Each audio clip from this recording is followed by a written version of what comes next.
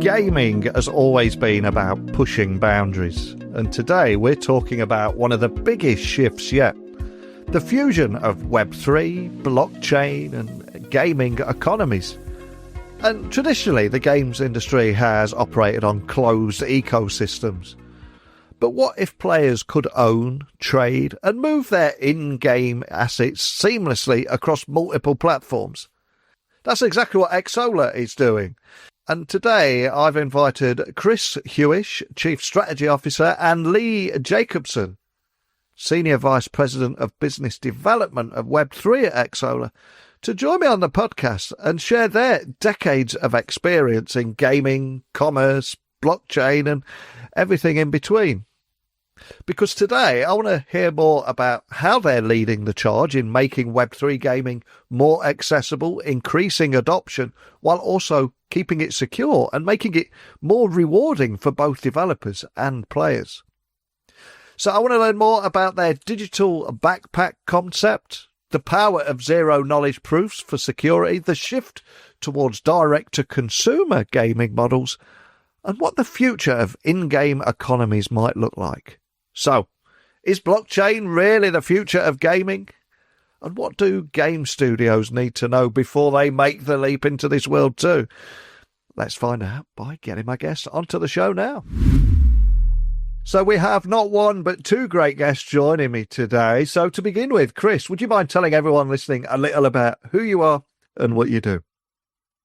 Thank you, Neil. Yes, my name is Chris Hewish, and I am the Chief Strategy and Communications Officer at Xsolla. And I've been working in the video game industry for quite a while, driving new products and business models. And my role these days really focuses on helping the company drive its vision forward, be innovative, which includes Web3 and blockchain technologies, really with the point of empowering game developers and player experiences worldwide.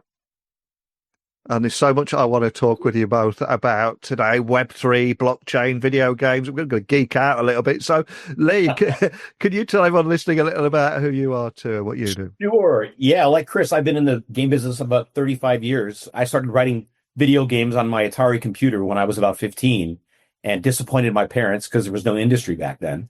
And long story short, I wanted to go work for this company called Atari just to sweep the floors and work with the likes of Steve Jobs and Steve Wozniak, who did Breakout, which is a game that Atari published way back when.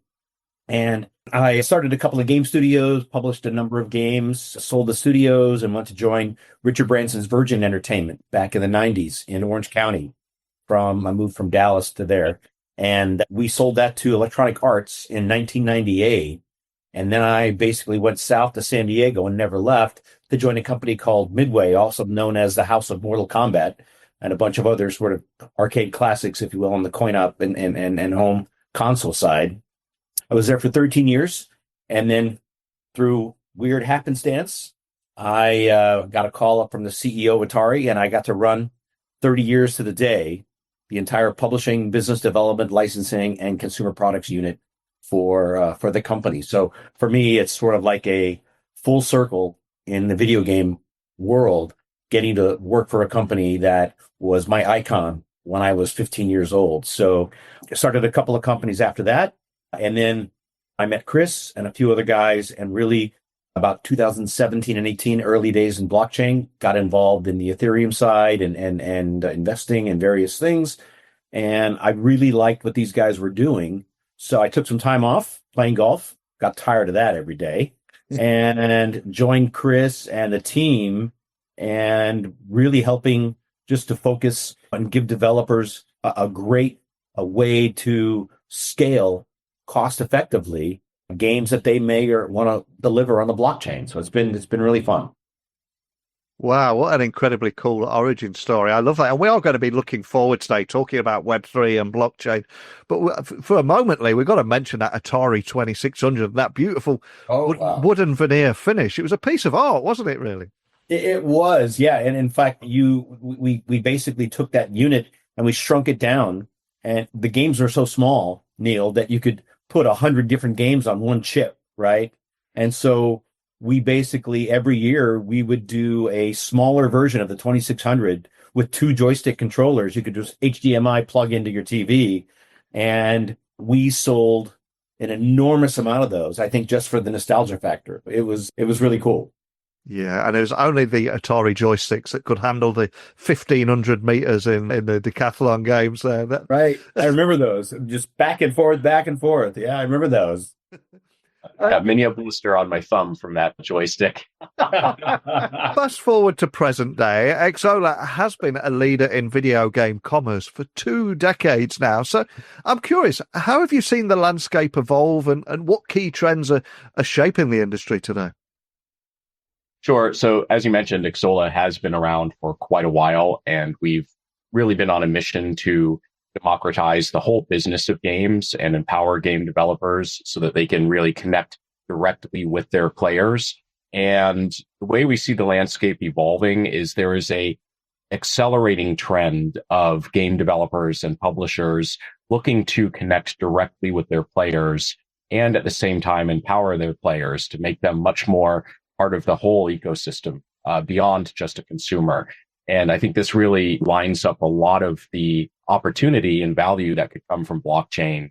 So for us, we work with thousands of games globally all around the world, from the biggest companies out there, all names you would recognize, all the way down to individual developers. And we really want to give them every tool that they can use to take advantage of this direct to consumer sort of direction that the industry is heading in. And there's regulations that are helping with that. There's value propositions that have come down on the platforms, so it makes more sense really to connect with your players. But when you think about the industry, the game industry itself it's surprising to say this or odd to say this, really entering kind of that later stage, mature stage of an industry where people are starting to focus much more on margins versus hyper growth.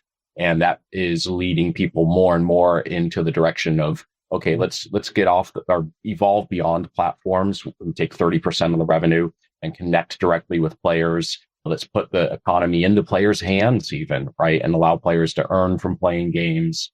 All of these things that will help improve the margins and leverage new technology to continue growth. I think that really brings us to where we are today and the conversation. Yeah, I would totally agree with Chris. I mean, I've only been with Xsolla since September, but I've learned that I've obviously known the company for many, many years. And I think Chris is absolutely right. The company's been providing a bunch of different solutions. I'm still learning all the different solutions they have. There's so many. And I think this is a natural evolution of just the company's offerings. And obviously being a layer 2 blockchain, developers, I don't think Chris and I even know all the things the developers may or may not do. I mean, we're the blockchain. So I think we're going to both learn, the whole company's going to learn, like, oh, they're doing this, they're doing that, they're doing that. How can we improve on this? So I think it's going to be an evolving process for the company. But given the number of years the company's been in business, I think that I've had a ton of meetings with people that are wanting to experiment in the space now that we're evolving what I call from early experimentation and problems to a more mature, hopefully, knock on wood, stable ecosystem and environment.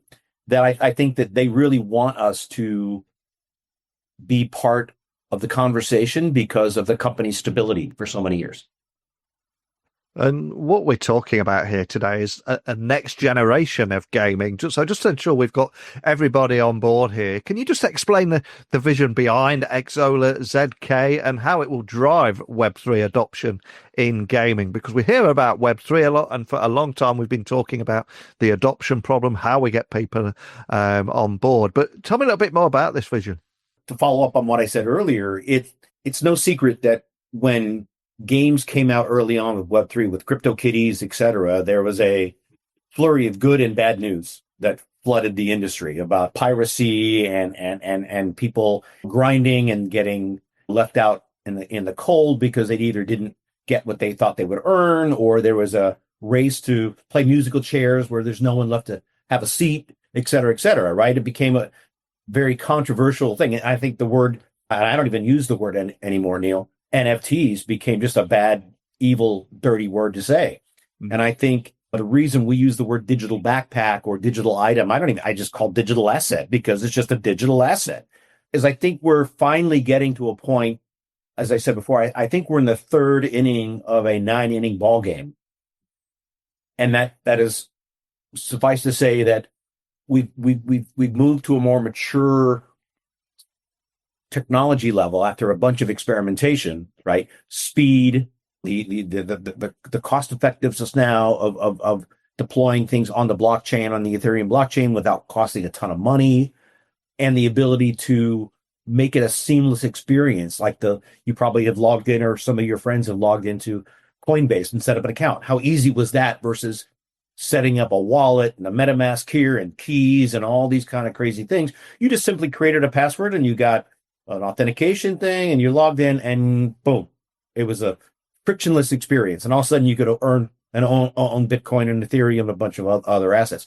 And I think that's kind of where the company really wants to evolve to, is make it a simple process where you have the option as a game developer and a publisher to have a longer life cycle for your game from Web 2 to Web 3 to make it extend its life, or you give the game players the option to do it on their own very simply and very easily, that makes them have the ability to monetize something that you couldn't do. For example, if you bought a Celestial Tiger on World of Warcraft, it was $5,000 for that item, right? $5,000. And Blizzard has to flip a key and you're gone. It's gone. Now, I'm saying they would, I'm saying they could. And I always tell people not to overthink it and overcomplicate it. But imagine that being on the blockchain where you simply own it, and it may or may not have higher or lower value at some point in time, just like any stock or anything else you'd own, but at least you would have the rights to the digital asset. So I think we're moving into a more mature, not fully there yet, but a more mature, thoughtful process of blockchain gaming. And you mentioned an interesting concept there that caught my attention before you came on the podcast, and that is the introduction of this digital backpack. So tell me more about that. How's that going to transform the way that players and developers manage in-game items? It's, again, incredibly fascinating concept and intriguing too. Yeah, well, I think the idea, and again, not to overcomplicate it, I think the idea is really just having a place where they can hold their digital assets and trade. Hopefully they have, as I tell people, anybody can do a screen grab of a picture and call it their own and copyright infringe on a picture. So I encourage the game developers when I talk to them to not just have something that has cosmetic value, make it have utilitarian value. And I think having a digital backpack of, let's say it's a gun that I leveled up from level 1 to level 50, for example, just to use it as an example, has more value than it's a level 1. And being able to own that in my digital backpack and maybe even list it for sale. And someone wants that because they don't have the time, but they have the means to join their buddy who's also got a level 50 gun, if you will, can buy that. And players can benefit from that. I think is just coming from my previous company, it's a logical extension of what we did.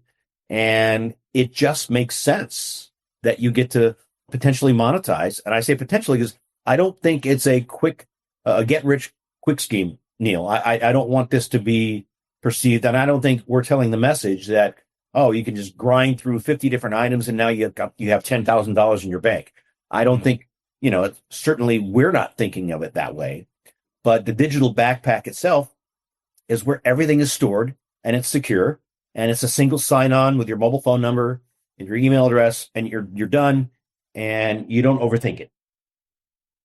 Yeah. And it really is that term backpack, right? Digital backpack. It's a place where you can basically store all your toys and you can take them out to play with them when you want, and then you can pack them up and take them with you, right? Yeah. So it's not that all your toys have to stay at one friend's house. You can take them with you, trade them with other friends, portable, secure, they're yours.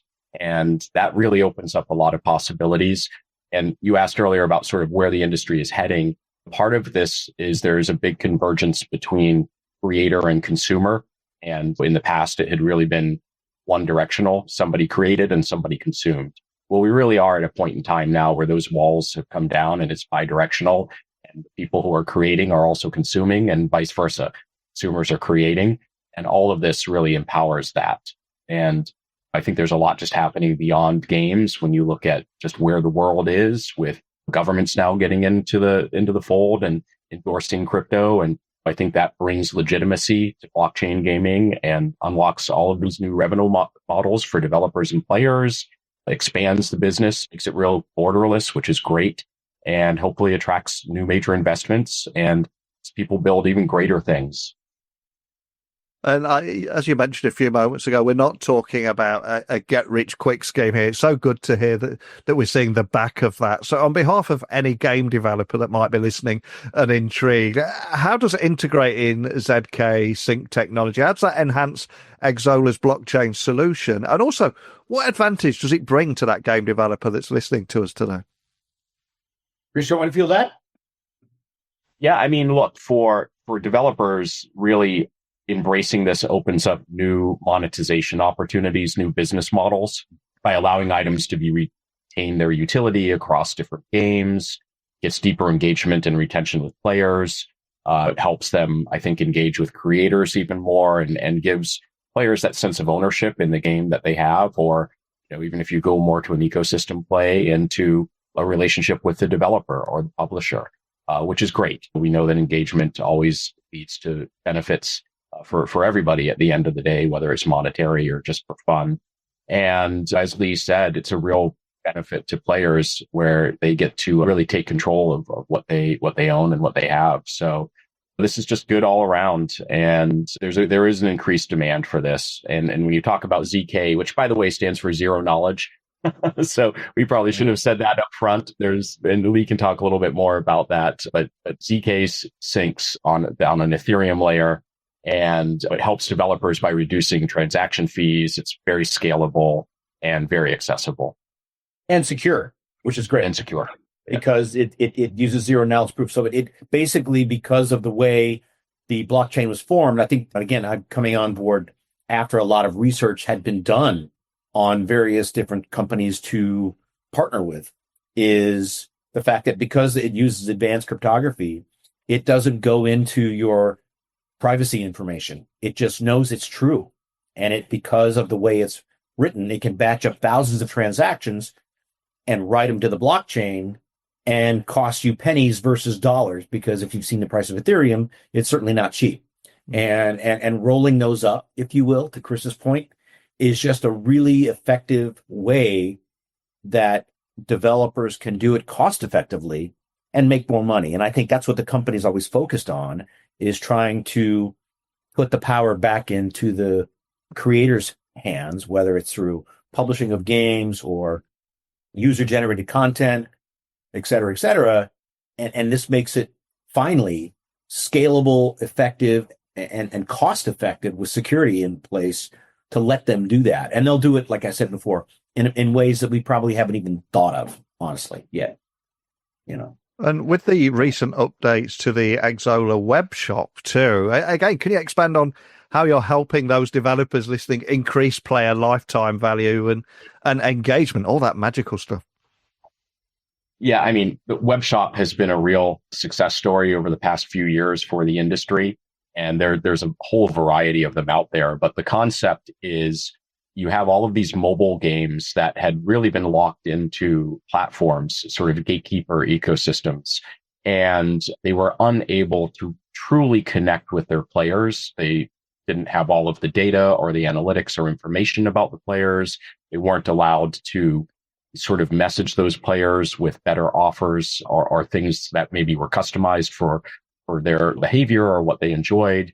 So with web shops, we have provided the opportunity, and not just us, there's others, but we are the leader in the space. We have nearly 600 of them now, working with all of the leading companies out there.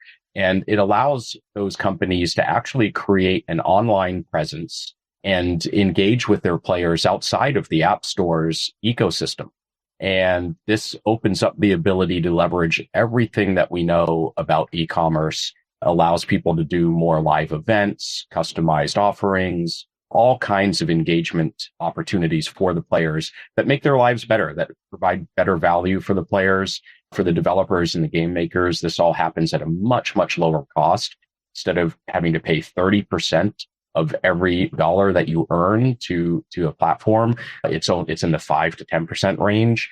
And that creates a huge amount of additional profit for developers, much of which gets turned over directly to the players in the form of higher value propositions for them. And it also provides more profit to the game developers, which allows them to make better games, keep more people employed. It's just a win-win all around. And that's the importance of this connecting directly with your players.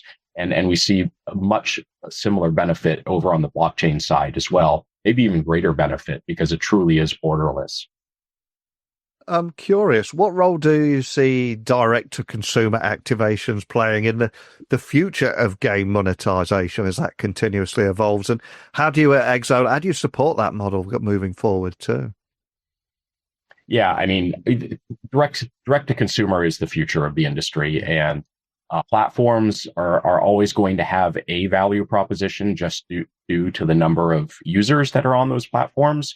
But those value propositions change over time, as all do. And now that these platforms have become oversaturated with content, discovery is incredibly difficult, fees are incredibly high, and we feel that going direct to consumer allows people to take sort of their business into their own hands and develop. We really tell people it's not just about throwing a store up online. You have to really engage with your community. You have an opportunity to build a rapport, get to know your players, understand what they want, create better content for them to increase the value proposition. It's sort of like, if somebody has a hobby like Lee, who used to play golf, or still plays golf, but is an avid golfer or player of golf. Being able to go and talk with a local pro and have his own club that he goes to and he knows everybody, it's going to have a much better experience than if it's just all generic and it's controlled and he can't really determine where he goes or when he plays or anything like that. So similar analogy, and we feel that there's just a lot of power in direct to consumer. And it's not just with games. I mean, we're seeing this decoupling and getting off of the intermediaries and connecting directly in all media, right? Whether it's streaming entertainment, which is bypassing movie theaters and all of that to connect directly with the audience. Music, same thing. So we're seeing at the end of the day, better content, better engagement, and everybody wins. Well, except the middlemen, but that is what it is. Yeah, and to follow up on that, Chris, I think you're right. I'm way more about it than I do, but I like the idea of individualized offerings that you don't get from the app stores, right? If I do a certain thing a certain way for a certain time, I could get a reward or a benefit or some certain offer that may not be somebody else's offer because I'm a loyal, engaged fan of your game. And I think that's really powerful because it doesn't treat everyone the same way. I mean, I get rewarded for engaging, and I think that's terrific. It feels like there's so many exciting opportunities and possibilities around everything that you're doing here. But just to rein ourselves in for a moment, as the XIT guy, I've got to talk about security and fraud prevention, because these are major concerns in blockchain gaming right now. So how are you at Xsolla ensuring a safe and seamless experience for both the players and indeed the developers? So, I mean, with Xsolla, because we had I could do a little bit, Lee, and then if you want to dive any more technical, we've got our beginnings working with a variety of different payment providers, and we are a merchant of record is our business model, which allows us to work with. We have 1,000 different payment providers that we work with now that we aggregate. Because of that, we are incredibly compliant when it comes to security. So, all of the top security compliances that you could think of, SOC 1, 2, et cetera, PCII, all of that. And we keep things very secure. Obviously not going to share all of the details of how we do that publicly, which you can appreciate, but we do have redundancies and high securities, and we take it very, very seriously. And that also applies to blockchain. And in fact, it's one of the reasons that we have been incredibly diligent about how we approach it, haven't rushed in. We've seen a number of companies out there that kind of rush in and they don't quite understand the compliance or security side of it. And then they get out over their skis and they get in trouble. For us, that is not how we're approaching it. Yeah. And to follow up with what Chris said, Neil, I think since a lot of this moves like a freight train at 100 miles an hour and it's continually evolving, you always have the idea. I'm a computer programmer by trade. And so programmers will tell you, theoretically, there's nothing that can be protected that can't be hacked. That's just sort of a fundamental thing we always say in the engineering world. But I think that Xsolla has gone to great lengths from not only the traditional sort of fraud side, which I think, Chris, is less than 1% or 2%. Like literally, it's like way above industry norms in terms of fraud prevention, just as a general, the services that we offer. And I think going into the blockchain space, having a heavy duty back end, but a simple login on the front end, like Coinbase does, for example, along with cryptography and everything else that the reason the company's taken several years to evaluate this whole marketplace, which could be 20 years in normal game development. It's taken security really, really, really seriously. And when you look at, to Chris mentioned earlier, zero knowledge proofs, which is true identity, and while keeping back PII, personally identifiable information, is really a remarkable sort of thing that is new and will continue to evolve because security is a big deal. I mean, you've probably seen as much as Chris and I have, where people hack in, they walk by their phone, they get a wallet thing, they scan their SIM card, and boom. I had it happen with a friend of mine. He lost $10,000 out of his account that afternoon. So I think those are going to always be at the forefront of the company's focus. I don't think it'll ever end because the hackers will never end.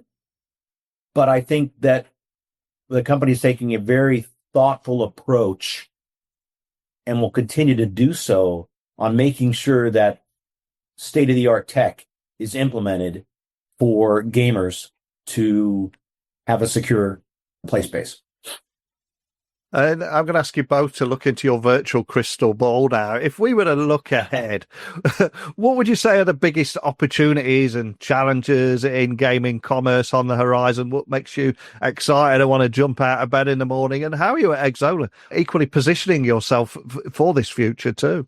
I think looking ahead with a crystal ball, I think the opportunity, as we have said, is that there is just a real convergence point that we're approaching, not a singularity, but we are approaching a point in time where the consumer and creator really are one and the same. And the old ways of thinking about how you do business, if you've created something, how you engage with your audience, I think really will evolve and change. And there's an expectation from consumers these days, especially if you look at younger generations, how they engage with games now.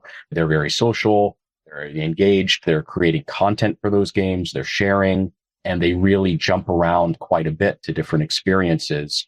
And the idea that they can shape what it is that they're engaging with, I think is really going to be critical. So looking at technologies like blockchain and ZK and Web3 and all of that affords that opportunity to help developers make things and engage with their audience, and then let that audience live on and continue creating with what they've made, I think is really innovative and where we're heading.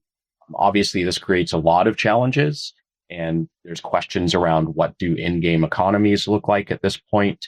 How are the ecosystems living and evolving? How does revenue move around in this?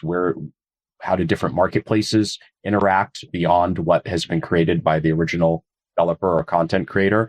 But I think it's exciting. New revenue streams, cross-game promotions will emerge. I think interoperability is a key word that I see gain even more importance going forward. And I know we think of interoperability at the moment more in the terms of tech stacks working together and hardware being interoperable. But really in the future, I think you need to think about it from a business perspective. Like, how do different business models become interoperable? How do different audiences and communities become interoperable? And again, this is what blockchain opens up the potential for. And then, of course, personalization and the ability to have hyper personalized experiences, but at the same time, hyper social experiences, and being able to really show off what you're doing and gain value from it, whether it's just social value or economic value. So I think these are all threads that we'll see continue to emerge and get picked up on as this evolution continues. And Lee, I was going to say, Lee, when you're on that golf course there, anything that you're thinking about when you're going around or makes you want to jump out of bed in the morning? Yeah, no. I think Chris certainly put it together pretty succinctly, but I think if I could just add to that, I think it's really the evolution of experiences where it can bring value back to the video gamer. As you guys remember, I mean, back in the early days, you couldn't create content. There was no internet to speak of. So I couldn't do a Twitch stream until Justin TV got bought, and then Amazon owns it. And next thing, everybody's a streamer who's 12 years old, right? And they start making money by simply playing games and filming it. Like, wow, how do you make a revenue stream out of that? And now, of course, it seems like all my neighbors' kids, they're all doing it. They're not making much money, but they're all trying to be that next YouTube and Twitch streamer, right? And I think that if I look forward into the future, certainly it's hard, but having another revenue stream for gamers, and I don't mean the churn and burn kind where you have people that are disadvantaged in certain countries trying to do something that isn't fair or isn't right or isn't proper in terms of what you should be doing. I'm talking about the average person or maybe younger person who wants to play a game and grind out. And now there's the ability to perhaps monetize that in a way that it's been saturated on. There's a billion YouTubers, or there's a billion Twitch streamers, or there's a billion whatever going on, right? So I look at it down the road. I could see this, and I hope it doesn't get abused because that's not the intent, but having gamers actually be rewarded for engaging with a particular brand, I think is kind of cool. And it brings the ability, not that you want to do it, but you could do it, a potential revenue stream that is a completely new animal that never existed before. And it's not a get rich quick scheme, but you could never benefit on any of those MMO games anyway, or other games that had that. You could never do that before. And I think it's going to evolve in a pretty significant way that Chris and I probably can't forecast, all that, but it's something new, and it's something that people have really been excited about as another revenue stream for them, which is basically playing and making money, potentially making money, if you will. Wow, and I think that is the perfect mic drop moment to end on. But before I let you go, one quick question for you both. I'm going to send you in first here, Chris. I always ask my guests to leave either a song that means something to them to our Spotify playlist for listeners to check out, or a book to an Amazon wish list. So all I'm going to ask you is, what would you like to leave everyone listening and why? So yes, I would be remiss if I did not share that our company's founder, Shurik Agapitov, has actually written a book about this very idea called Once Upon Tomorrow. He discusses things of like harnessing the power of blockchain and the opportunities that it unlocks, and the idea that we are entering a future that allows people to sort of break free from the constraints of gatekeepers and platforms, which are great and they've served a purpose, but we're just evolving beyond that. And it really leans into a lot of the opportunities and benefits and ideas around this direct to consumer sort of evolution via the blockchain and Web3. Lee, over to you. A song or a book? What are you going to go for? Wow. Well, I read everything on the internet, so books are out of the question. I mean, if I don't have my Apple News, I don't do it. And on the music side, gosh, that's a rough one. Neil, I grew up in the 80s, and I was in a rock band, a cover band, if you will. I played piano, and I was a lead vocalist in a couple of bands. And I would say that there's so many great songs that I grew up with in the 80s, but my favorite would be the songs I sang. Pick any song from Journey in the 1980s, and I'm fine with that. I'll go with that because I sang all of them, and it's hard to pick the perfect one out of so many different Duran Durans and Journeys and REO Speedwagons and Foreigners that I did back in the day. But Journey would be at the top of the list if you want to drop one of those in. That'd be great. Okay, but there's a rule here. Now, you said you sing it, I'll hit you up. Just a small town girl. Oh gosh, living in a lonely world. Yeah, those were the days. Love it, absolutely love it. We didn't make any money, but we had a lot of fun. That's what it's all about. And for everybody listening, just wanting to find out more information about anything that we talked about today, where would you like to point them? So really, you could go to our website, Xsolla.com, and that is spelled XSOLLA.com. We have a great site with a lot of blog posts, articles, helpful information, anything that you would want to learn about what we've talked about today, or even just going beyond and what does direct consumer in the games industry mean. Excellent. I'll have links to everything to make sure people can find you nice and easy. But I had so much fun with you today. We covered everything from golf, rock and roll, Web3, blockchain. I don't think we could have squeezed anything more in, but more than anything, just a big thank you to you both. It was fun, Neil. Thank you very much for, having me on. I appreciate that. Likewise. Thank you, Neil. Been great. I think it's clear, isn't it, that the gaming industry is on the verge of yet another transformation. Ownership, interoperability, direct player engagement. These are just a few of the things that are redefining what's possible in gaming economies. So it's great to hear at Xsolla at the heart of this evolution. But what do you think?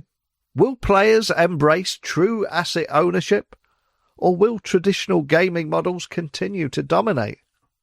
And if you're a developer, does Web3 present a real business opportunity for you, or does it add more complexity? We can only cover so much in a short episode today, and I know that many of you listening are far more knowledgeable than I am on this, so please, I'd love to hear your thoughts. X, LinkedIn, Instagram, just at Neil C. Hughes. Send over anything that sparked your interest during our conversation today and anything you would like to add to that conversation.